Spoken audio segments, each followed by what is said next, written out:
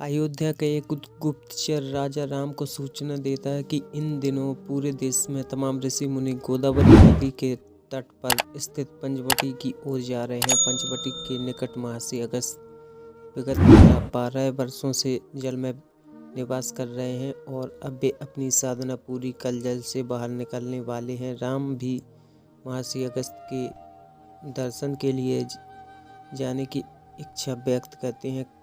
कार्यकारी राजगुरु और मंत्रिपरिषद राम की इच्छा का अनुमोदन करती है। महर्षि अगस्त्य के जल शास्य से बाहर आने पर स्वर्ग से देवता और धरती पर अनेक ऋषि मुनि उनका अभिनंदन करते हैं। अगस्त्य राम व लक्ष्मण को भी अपने आश्रम में आया देखकर प्रसन्न होते हैं। उनका राजोचित सम्मान किया जाता है।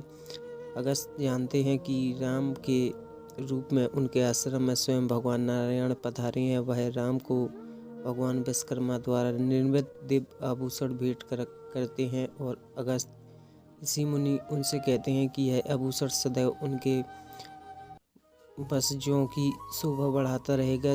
क्योंकि सीता महल का त्याग कर चुकी है तो राम अपनी वंश वृद्धि को लेकर संशयित होते हैं। तब अगस्त्य मुनि बताते हैं कि राम और उनके तीनों भाइयों को दो संतानें होंगी।